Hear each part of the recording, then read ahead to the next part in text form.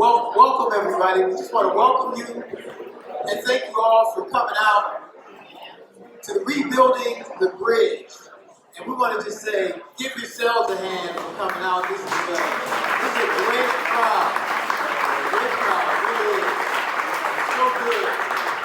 So good to have all of you all here together to have this discussion and just to hear some background. We're going to talk a little bit about what it was like in the past and see if some of the things that we did in the past together can inform some of the things that we can do today in the future. But also, if we could just really just spend time remembering who we are.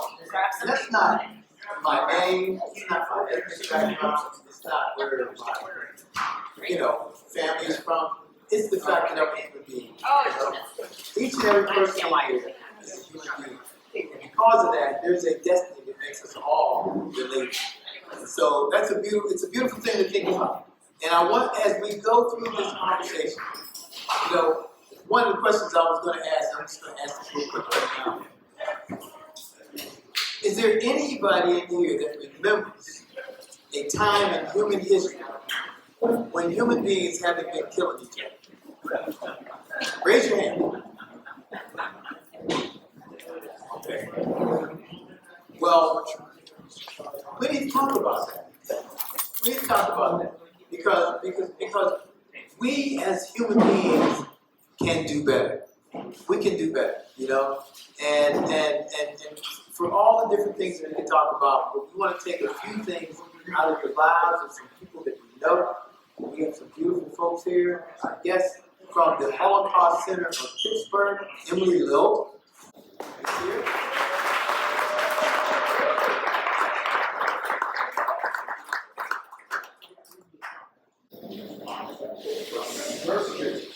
From the Berkshires, Massachusetts, and we have with us our special guest, Avi Dresner.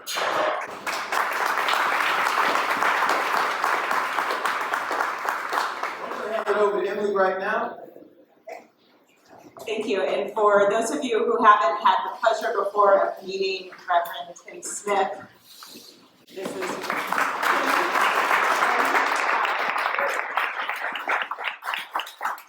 he runs the Center of Life here in Hazelwood, and we are just thrilled to be co-hosting this program with him tonight. So, as Tim mentioned, my name is Emily Loeb. I'm the director of the Holocaust Center of Pittsburgh, which is a program of the Tree of Life. And our mission is to connect the horrors of the Holocaust and antisemitism with the justices of today, and then through education, we strive to empower individuals to build a more civil and humane society, and we organize a host of school-facing and public-facing programs and events like the one tonight. And as I mentioned, we're co-hosting this program with Center of Life, and for those of you who are unfamiliar with them, their mission is to provide families and youth with life skills, education, training, and resources necessary to be strong and to make their communities strong.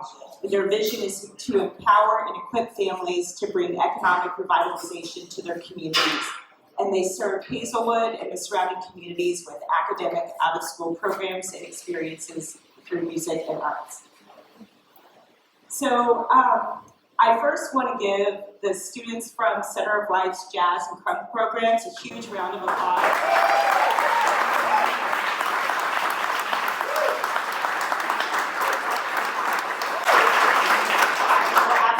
Phenomenal, and I also want to thank all the partner organizations that are here this evening. If you didn't get a chance to visit the tables in the back, please do so after the formal program and learn about all the incredible work that our partner organizations are doing in the city to try to make the community a better place for everybody. And I would like to thank Classrooms Without Borders for co-sponsoring and helping promote tonight's event. And of course,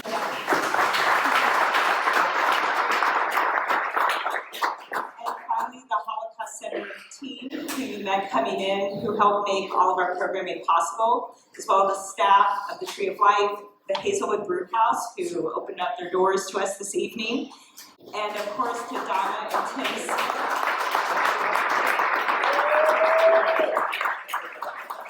And to Donna and Tim Smith, who've been working with me for months to help make this evening a success, and the entire team at Center of Life, who brought down all these extra chairs from up the hill to make sure we had enough room for everybody to sit this evening. And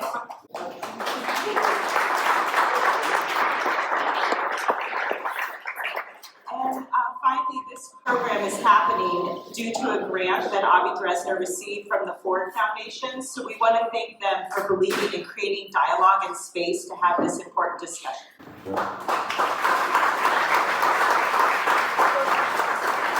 So now for tonight's program. I know many of you in this room through my work at the Holocaust Center, but since 2013, I've also run a foundation in honor of my uncle, Rabbi Everett Gendler.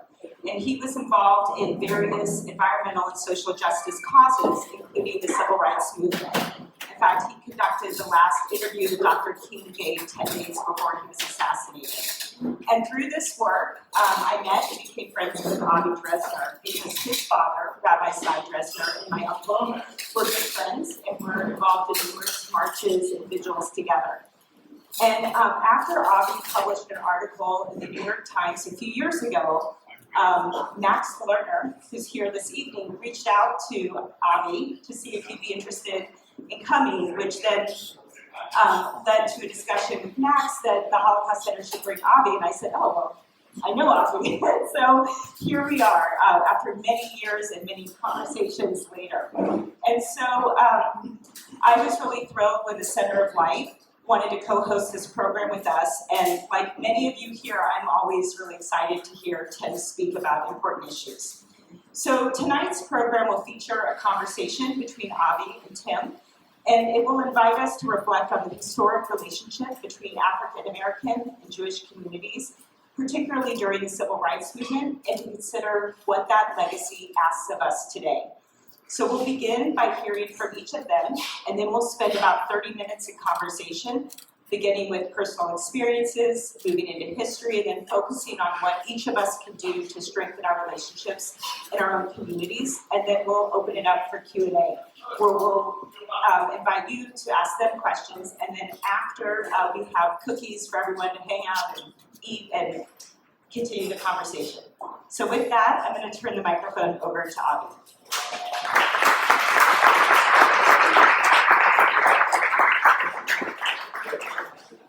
Good, I'm glad someone's taking those seats. So, thank you, Emily, for that. I just want to second everything that she said, and I want to thank the Holocaust Center, and I want to thank the Center of Life for co-sponsoring this event, particularly all the work that Emily and Tim and his wife Donna, who's in the back there, have done. It's been months and months of Zooms and conversations, and here we are. And I'm thrilled for that. I'm so grateful to have them as partners in this work. And the band, I have to tell you, not only was it beautiful, but it actually reminded me of a story that my dad told about Dr. King. They first met in Albany, Georgia in 1962, and my dad actually recruited Emily's uncle to come get arrested there as well. And one of the things that my dad was doing with Dr. King there was Dr. King was officiating at a funeral service for a church that had been burned down by the Ku Klux Klan. And the service was held at another church. And that service began with the choir singing a song. And it was called John the Baptist Was a Baptist. And my dad leaned over to Dr. King and whispered something. And Dr. King laughed. And then when Dr. King got up to speak, he thanked the choir for their beautiful singing. And then said, but as my friend Rabbi Dresner just pointed out, John the Baptist was born 1,500 years before the establishment of the Baptist Church. He was Jewish. Now, I'm going to guess that most of you have never heard of my dad, and that's okay. Most people haven't, so you are in good company. One head is nodding, and he's a rabbi, so I don't count him. So that's frankly one of the reasons that I'm doing this tour. But Beyond that, I'm guessing most of you don't know the story of the Black Jewish Alliance. And again, I don't blame you for that either, and I'm glad you're here. You are hopefully going to learn something about that history tonight, but not history for history's sake.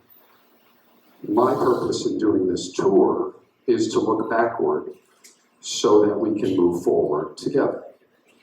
Now, I went to the Heinz earlier today. One of the things that I absolutely love about doing this tour is that when I have downtime, I get to do fun stuff in all the cities that I'm going to. Usually fun stuff for me means going to the local African American Museum. I was just in Cincinnati, so I went to an Auschwitz exhibit, and I went to the Underground Railroad Museum. So that's kind of a busman's holiday for me. And today I went to the Heinz. And those of you who know the From Slavery to Freedom exhibit, I'm sure most of you here have been there. The very end of the exhibit has a word in the Akan language of Ghana, which is Sankofa. And Sankofa, in my loose translation, is essentially that, looking backward so that we can move forward. And so, as a way of introducing you to this history, I'm going to show you now the 5-minute sizzle reel. That's just documentary speak. It's a preview of sorts for the documentary that I'm working on about my dad and his relationship with Dr. King, called The Rabbi and the Reverend. And this is, as I've been describing it, and as I described it to Tim in a conversation that we had last week, we're standing in a room looking outside that window in the world. We're not looking through the window into the narrow room.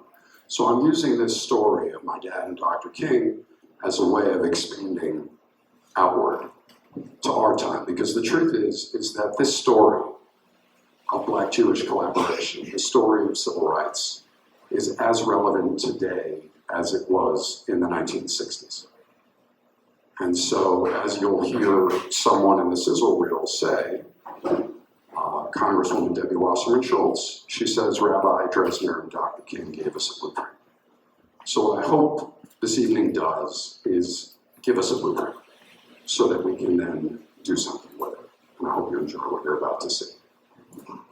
Religious leaders arrested in Albany, Georgia during a demonstration against segregation. You're coming here for one purpose: to aid and abet the law violators of this city, this county. All right, put them in jail. Through the bars of a jail cell there, the rabbi shook hands for the first time with a charismatic reverend who would become a partner in the fight for civil rights. After that handshake, Rabbi Dresner and the Reverend Martin Luther King Jr. traveled across the South together. Rabbi Israel Dresner was a major deal and a major force in the success in the creation of the civil rights movement. Rabbi Dresner made a choice to be an activist trying to make headway rather than making a headline. Rabbi Dresner issued that clarion call, and at the behest of Dr. King. And I'm so thankful to have his example. I stand on his shoulders. I am here because of him and his generation of civil rights activists. He had been with us since 1961. And so he was like part of the family. Israel Dresner was the rabbi. He was the Rabbi King turned to.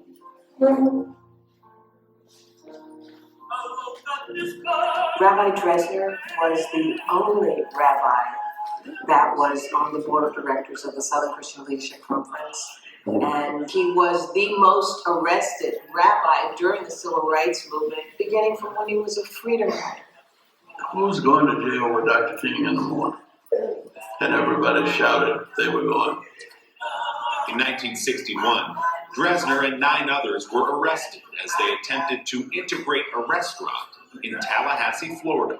Never in the history of this nation have so many people been arrested for the cause of freedom and human dignity.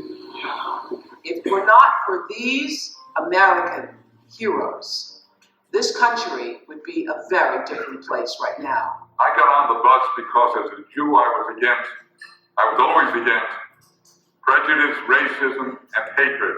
Rabbi Dresner was willing to feel the fierce urgency of now on issues of justice for others. And just the fact that he was willing to be beaten, willing to be arrested, willing to be jailed, putting himself in harm's way.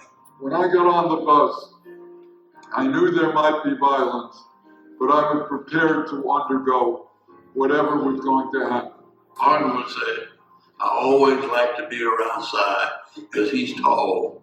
And I could get behind him and they might be shooting at me and I'll get him first. I've seen an iconic picture of King walking across the Pettus Bridge arm in arm with Rabbi Abraham Joshua Heschel.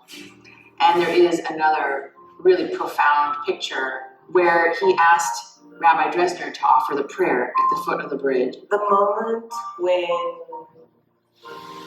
Uncle Martin asked my father and Rabbi Israel Dresner to pray was such a significant moment because among all of the 700 plus clergymen and women of the cloth, he only chose those two.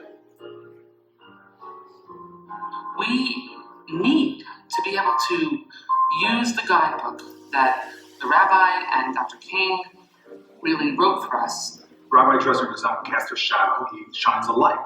I would not be who I am if I had not known Cy Dresner. I think it's so important that this story of the rabbi and the reverend is told. First of all, because we all know the story of Dr. King, but we need to be reminded that he didn't do that work alone. Cy Dresner was King's rabbi.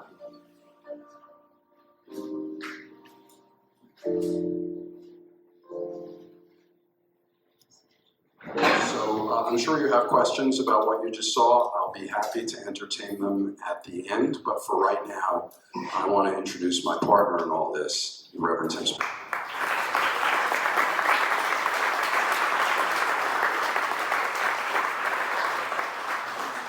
So I have, one of the things that I shared with Avi, I only know two Avis. I know a woman named Avi Monroe, whose father was also a Holocaust survivor. And Avi actually was interested in helping us to put together the exhibit that we did here, actually being inspired by the Holocaust Center of Pittsburgh. And I wanted to do this, you all, because I really felt like it was necessary. I know that there is tension among blacks and among Jews and among blacks and whites in general, especially now. But there's a word that I teach from time to time that is related to the word reconciliation. Now, I don't talk about reconciliation that often, but this particular Greek word is called katalege. Katalege really focuses the attention on two people coming together, laying down their weapons, and actually embracing. And the reason why they have to lay down their weapons is because they need to see what kind of weapons they are. You know, I used to. I was telling Avi that there was a time when I was younger, I was a younger man, and I would be in all these different groups. Most of the time, it was me. I was the only black person. There was all these white people, and I said, I got to get away from these white people. How does that happen? You know? And I go to the next thing. It was a whole bunch of white people, and it'd just be me. And then I had to start sitting down and having conversations with the folks that I was sitting with. Because I wanted to find out why there was so much hostility, why there was so much uncomfortableness. And in looking up that word, I found out that really the whole purpose of katalege, the whole purpose of that was to lay down the weapons so you could see whether or not they were weapons of defense or weapons of offense. And most of the time, they were weapons of defense. people felt like they needed to defend themselves automatically. So much more because of the culture, because of whatever it is that we happen to see out there. But I really, really felt strongly about this when Avi and when Emily approached my wife Donna and me about this. I thought, wow, this is a good way for us to have the conversation and lay our weapons in front of each other and help people to understand there is no danger. There is no danger as long as we look at each other as human beings. Which, by the way, they need to fix that human being part in our ancient writings about black people, because they still didn't fix that. I want them to fix that because I'm a human being. I'm a full human being, and I'm trying to be as human as I can be. Even though I love the spiritual part, I'm not there yet. I'm not in that new place yet. I'm here, so I want to be as human as I can be. And being human, I want to make sure that I perceive, my brothers and sisters, no matter who they are, no matter where they're from. Because in my faith tells me that I need to love God, but also need to love my neighbor as I love myself. And it also says, if you don't love yourself, then love your neighbor as God has loved you. Sometimes people don't love themselves. And sometimes they don't treat themselves in the way that they should be treated. And so nobody wants them to treat them that way. But it's important for us to know that the central theme in our lives is love. And love has been a simple word, but it's been a complex task that we have. There's all kinds of reasons. We're never going to get through all the reasons why we struggle really loving our neighbor as we love ourselves. But we can get there.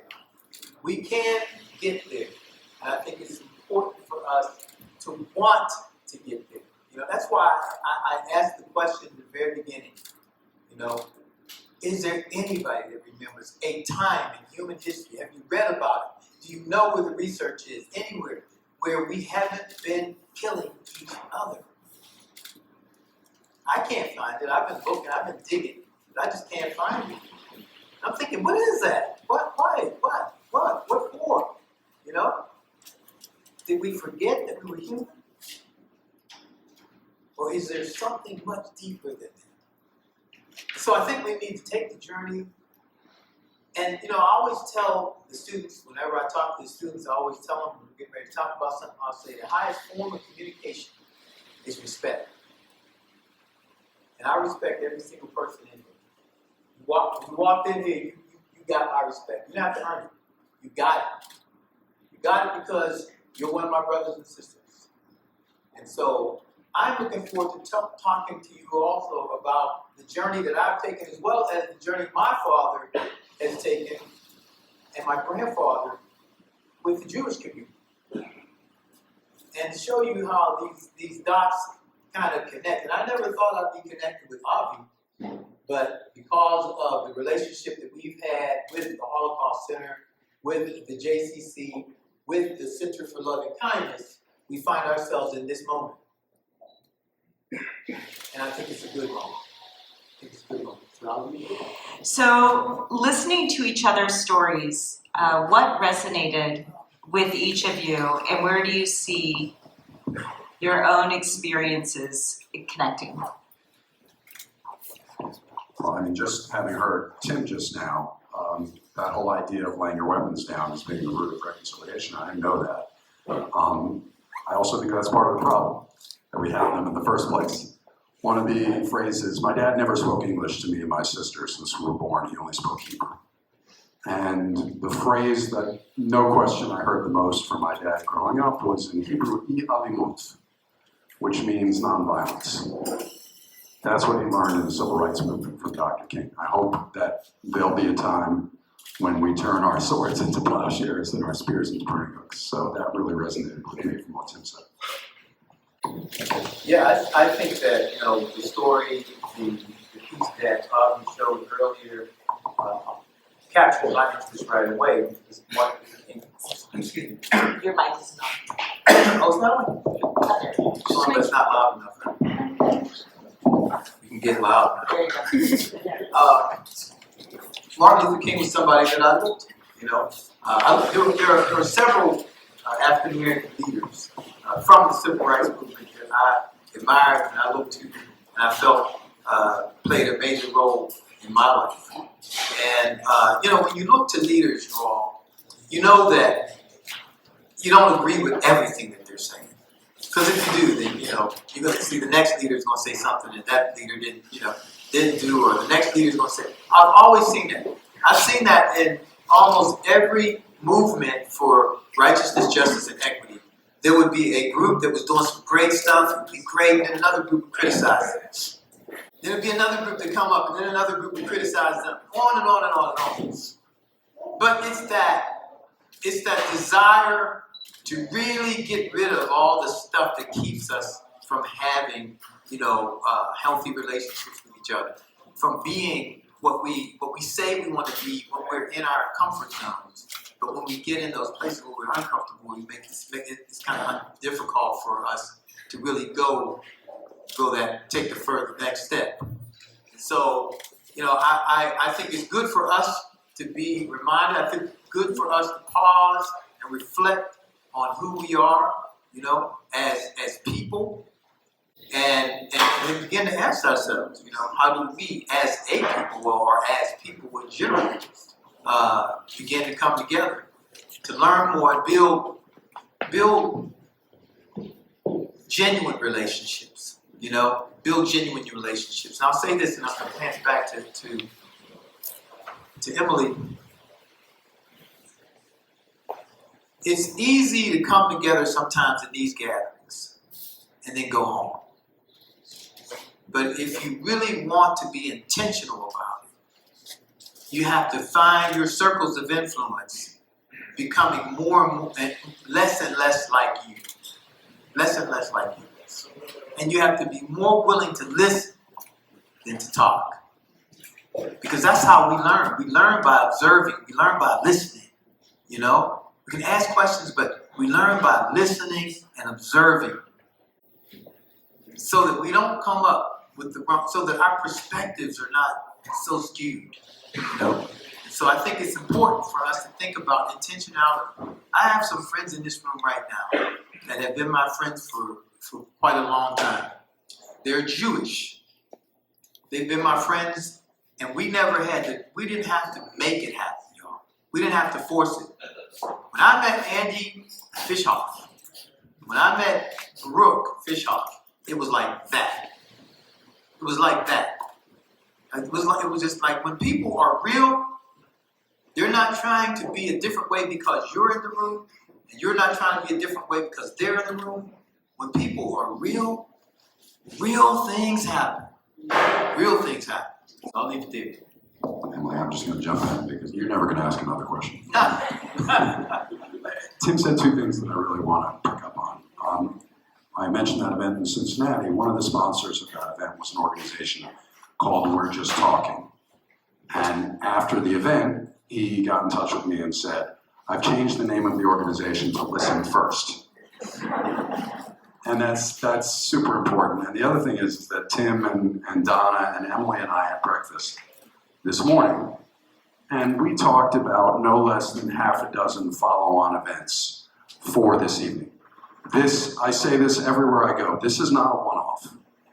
I have no illusions about what one lecture is going to do. But by the same token, Tim and Donna and Emily and I are trying to lift as big a boulder as we can lift, throw it in the water, and have it ripple out as far as it can. So this is rippling out to you, and you have a role to play here.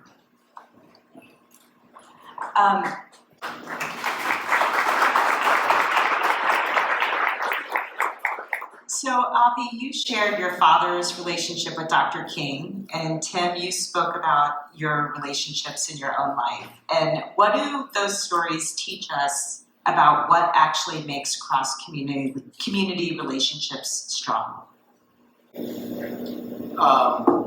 So I don't know if any of you know a man named, if you're from Squirrel Hill, you may know this man. His name was Mordecai Applebaum.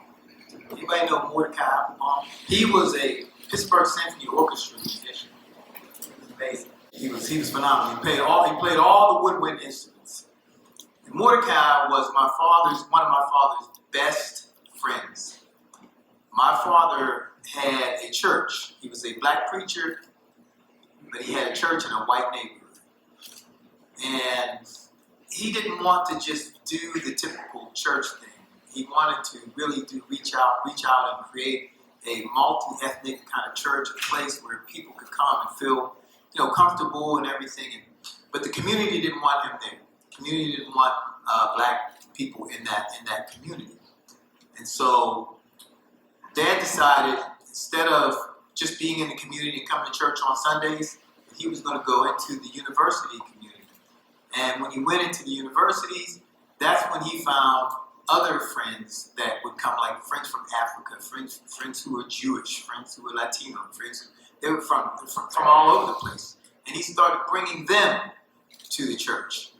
And when he started bringing them, and people started seeing all this diversity going into that little church, it kind of changed people's minds, and they started wondering, what's going on over there? And they wanted to go in and they wanted to see what was actually happening. What did this black preacher, what did he do? But this happened after people in the community tried to burn down the church, break windows. They sent in a professional squatter. I don't know if you ever heard of that. Professional squatters would come in, vandalize the church. They vandalized the sanctuary. And so every time he would get in there, we'd try to get over to the church, but we would always be too late. By the time we got there, there was more junk in the church, and it just tore up the sanctuary. But these students that my dad recruited from the university, so it would be Chatham College, Duquesne University, Pitt, CMU, Carlo, all of those colleges, these students were coming from. They went down to the basement of the church, and they started fixing it up. And they made it beautiful, and then we just had all kinds of wonderful things happening. I was very young back then. I was probably not in my teens yet when some of that stuff was happening. But it was in the newspaper. I think we had a clip of it. It was in the newspaper. And now, when my father, initially they were trying to force my dad out of the community. And he had just made a decision. He said, I'm not going to leave this community until I'm ready to leave. And when he got ready to sell the building, my dad would always say, whenever my dad was going to sell something or something, he would say, I've got to ask God for the price. God would give him the price down to the penny.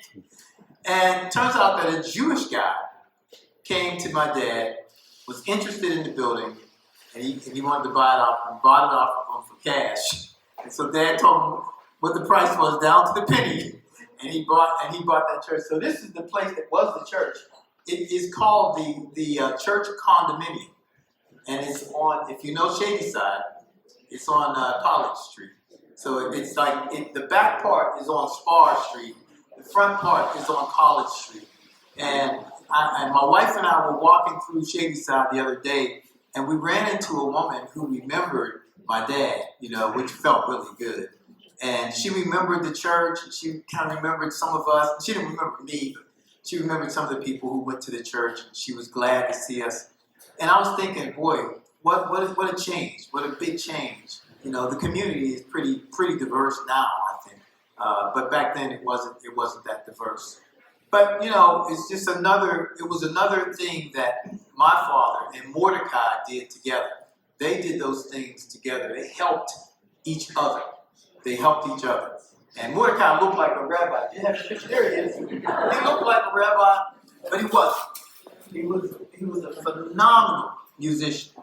And the last time I saw Mordecai actually was in that room. I was in that room, and he played for me.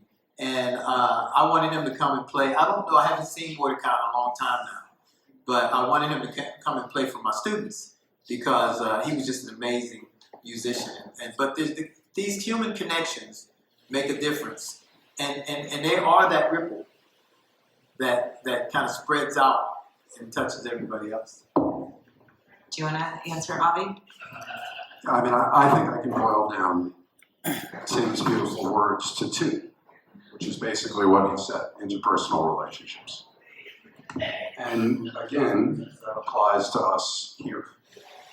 My hope for tonight is that after the program, two people who didn't know each other when they walked in find each other over the cookie table and say, someone's excited for the cookies,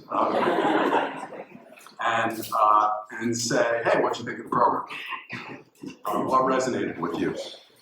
And they exchange contact info, and then maybe they meet for coffee, and then maybe they get their youth group together with the other youth group, or they get their church together with the synagogue. That's how it starts, right? Interpersonal relationship. Let's start some of them here tonight.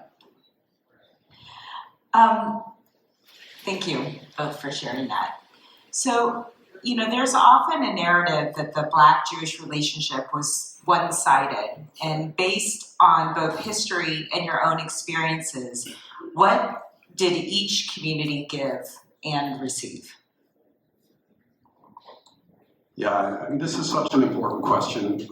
I can't tell you how many times I've heard the following phrase from Jews.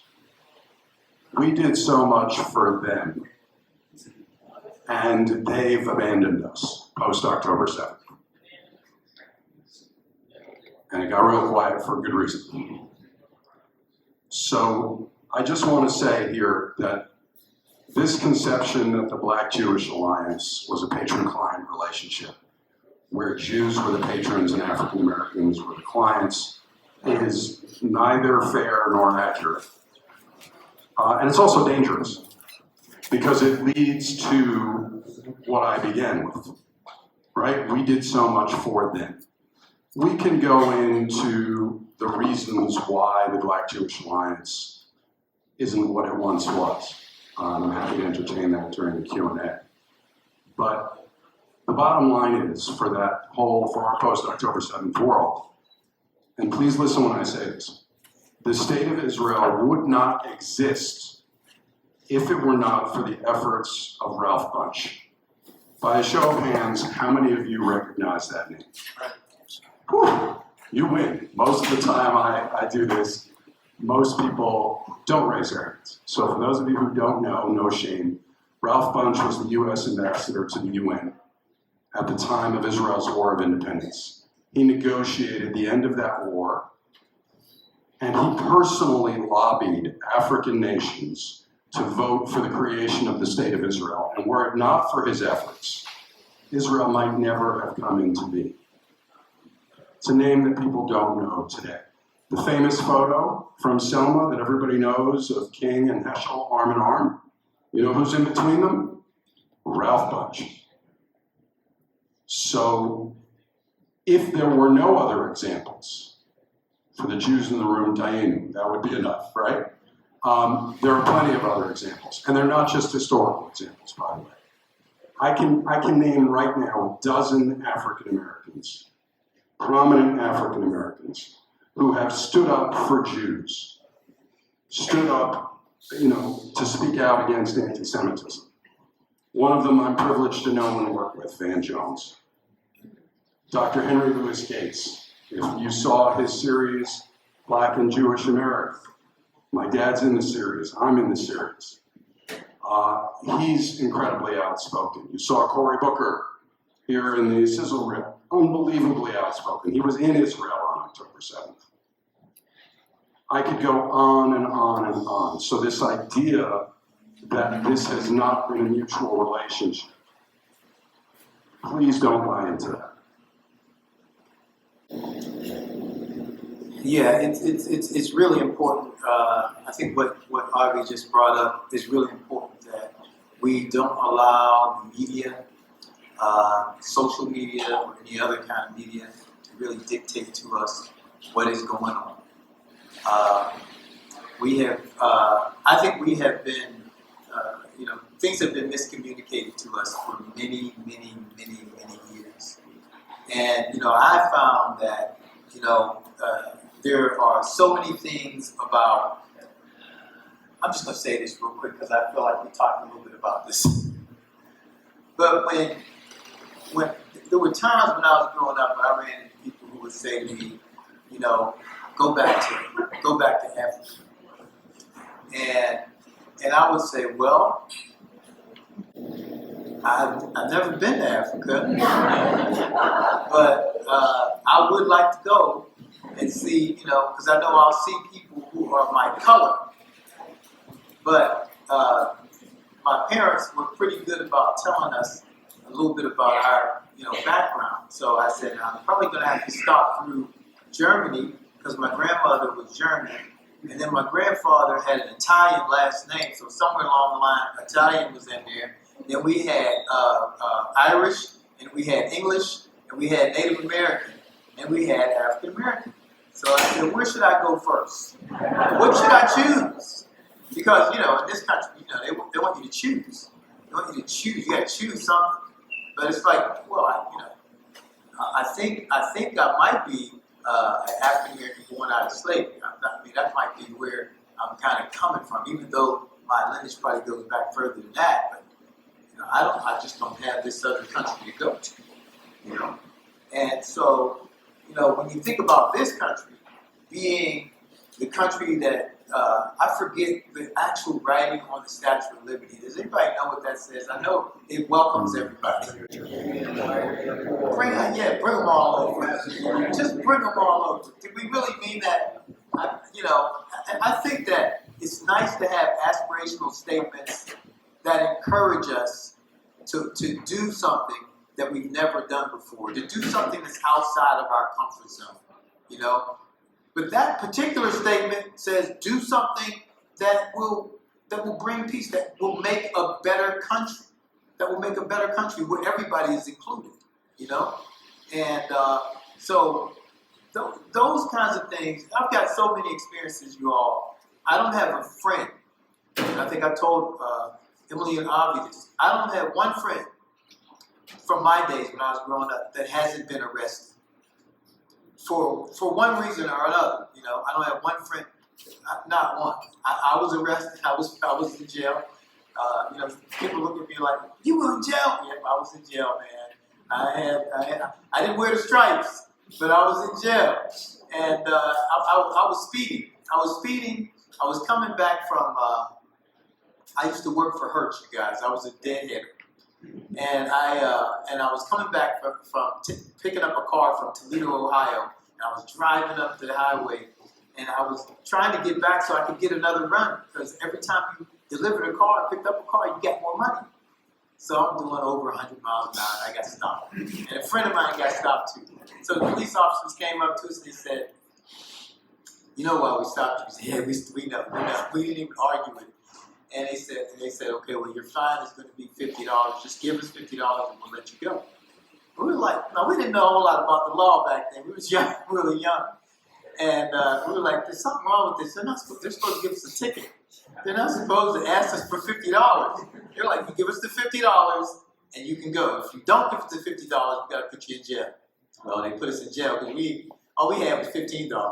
So we went to jail, And a couple guys, it was, I won't tell you the whole story, but that was one incident where where I kind of got into it with the police and ended up in prison, and it was a thing where I knew that I had to look out for stuff like that when I was growing up, because my dad, he kind of prepared us for those kinds of things, and I knew I needed to prepare my sons, and I needed to prepare people who didn't have many fathers and mothers that prepare them, to let them know. This is going to happen if you're black. If you're a black person, this is going to happen. Probably, it may not happen the same way it happened to me, but it happens. Now, there's different ways that you can take those situations. You can take them and you can store it up as anger and say, I'm going to get back at them one day. Because when things like that happen to you, and it's white police officers, then every white person is wrong. Every white person is evil. You can put a blanket out like that, or you can understand that there's a reason for everything. Now, one of the reasons I got stopped is because I was speeding. All right, I was speeding. Well, I was wrong, but I shouldn't have been put in jail. So it's not good to store up that kind of pain. It's okay to understand the stories. It's okay to share the stories. Like I like to share the truth with people. I don't like to come across to people as phony or anything like that. I want you to know the truth about how I feel about how I've been treated in this country growing up. And I'm a baby boomer. I'm a baby boomer. So I've experienced some things that my sons never experienced or my daughters never experienced. And I hope they never will. But that tells me that things are gradually getting better. I think things can get better. Now it feels bad. It feels bad whenever transition is happening, or whenever evolution is happening. However you want to put it, whatever you want to call it. But it feels a little bad, when things are changing. But if we can get through the transitional periods, we'll find that there's something special waiting for us at the end. And so I think it's important for us to pay attention to our stories. I think we need to hear each other's stories. I believe that white people need to hear our stories. Jews, white people, however you want to put it. And I believe that black people need to give white people grace. Those two things have to happen. We need to hear each other's stories. We need to give each other grace. It has to happen, in order for us to move forward. So first of all, I don't know how you're a baby boomer and I'm a Gen Xer and you look so much younger and better than I do. It's a sweet potato, man. So when Tim first told me that story about being stopped and being arrested, I asked him point blank, do you think if you were white, you would have gone to jail? And he said, no, probably not. And it reminded me of another take-home lesson that I hope to leave all of you with, which is that I've heard so many white Jews, and let's just say that not all Jews are white. There are more black Jews than ever before, and that's awesome. But most American Jews are white. I've heard so many white Jews go up to an African American and say, as an oppressed minority, I know just how you feel. Thank you for the groan. I know they mean well. I really do. I really know that they're coming from a good place, and I know they think they're starting a conversation. They don't realize that they're ending a conversation. So let me just say, and it's important for everyone to hear, that white Jews benefit from white privilege. That's just a fact. And we need to own it. We Jews who are white, we need to own it. By the same token, I would point out and ask you to consider that white privilege is not distributed equally. And that unfortunately, as the existence of the Holocaust Center teaches, Jews have never been fully accepted in any society we have ever lived in for very long before the axe inevitably falls. We are experiencing that in America now. It's not the same. It's not a race to the bottom. It's not, I've suffered more than you have. It's not about that. It's the both and. White Jews benefit from white privilege. White privilege is not distributed equally. I think one of the things we've talked about a lot in our conversation is that there's so much going on in the world that we can't control, that it feels really good to have really meaningful conversations and be there for each other, because that is something we can control. Avi and I have talked for a long time about my uncle and his father working together. And the reason my uncle went to Albany is because Avi's dad called him and said, Dr. King is asking for white clergy to come to Albany because they're having issues. And my uncle was just brand new, first week on his new job. He hadn't given a sermon, Friday night service yet. And he said he just sat there and thought, like, here I've been sermonizing and talking about the importance of being there for other people. And here I'm being asked to do something. And he said, like, will my feet do what my mouth says? And I think that this is a moment where, like, the world feels really hard. And there's a lot coming at all of us. But what we have here tonight is people saying, I'm willing and wanting to work with my community and have real relationships. So thank you. Before we open it up for Q&A, because I'm paying attention to time, for people here who are inspired by what they've heard tonight, what does rebuilding the bridge actually look like in real life to each of you? Well, I think this what we're doing here is a part of it. I want to go back to something that Avi talked to us about at breakfast this morning. He made a statement. He said that there are a lot of white Jews who have brown, they consider themselves brown. Yeah, well, we were talking about Israel and how people would be surprised to find out that by American standards, most Israelis would qualify as brown. They're of Middle Eastern ancestry. So you'd think they were Hispanic, for example. I'm just making it up. But, and so that's surprising to most people. We also discussed how Israel is less Jewish than America is Christian, which is also something that people don't realize. Something like 82% of Israeli citizens, I'm not counting people in the West Bank and Gaza, who unfortunately are in a whole different category, and that's a whole separate conversation, but it's 1 out of every 5 Israelis is Arab citizens. And that's not something that most people know. So, yeah, and see, when he said that at the table, I thought to myself, as a baby boomer, the only brown Jew I knew was Sammy Davis Jr. And I wasn't sure if he was Jewish, But when we as people of color see Jews in Pittsburgh, we see white people. That's what we see. We need to see more than that. Just like white people need to see more than just our skin color. And I think skin color really should not be a thing, but for some reason it's been a thing for so long,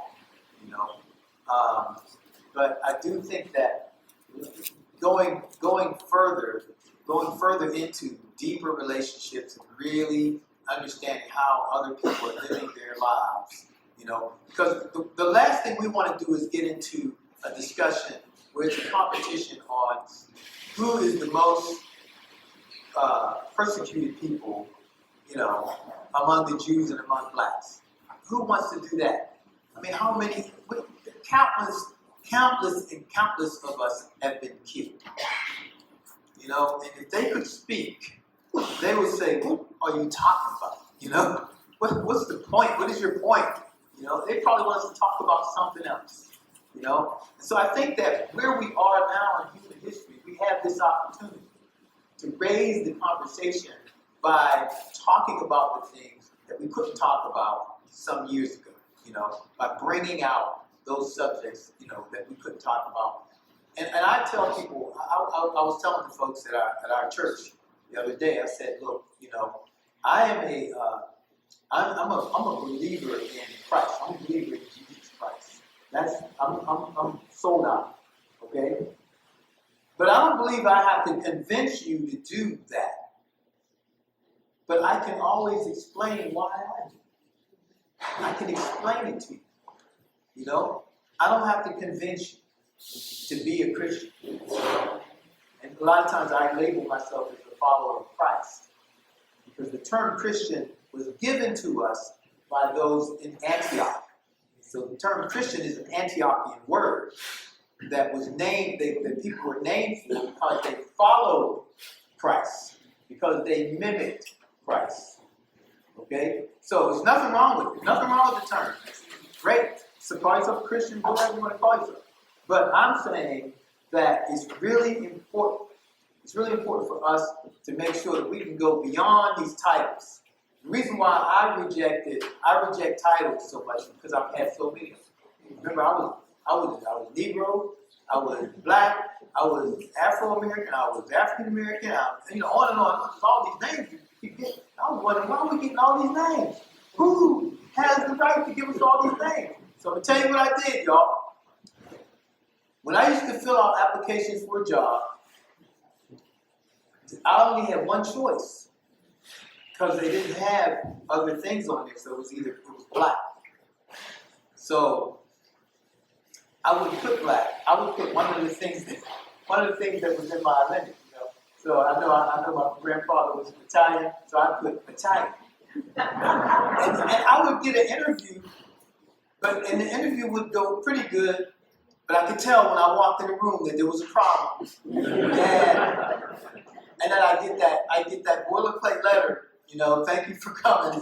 It was nice to meet you, but you didn't get the job. So I would put German on the next one.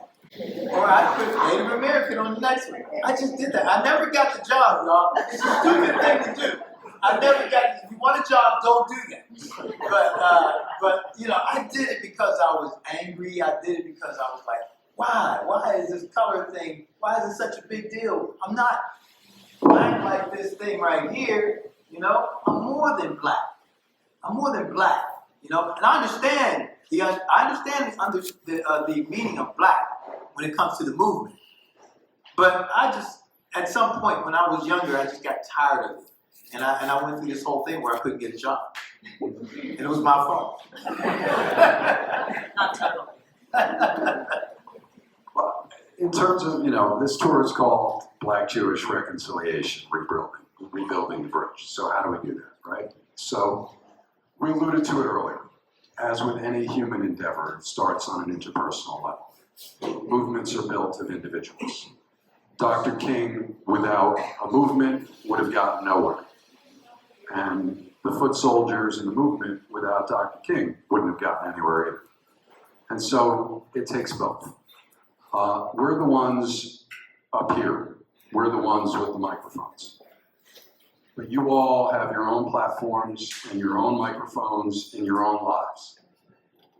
To me, it's like the fingers of a hand. Right? There's 3 of us, and there are 140, 150 of you. That is an exponential multiplier. Each one of you has your own network. You build a movement very quickly. So it starts with this interpersonal relationship, and this interpersonal relationship, and you need to start your own.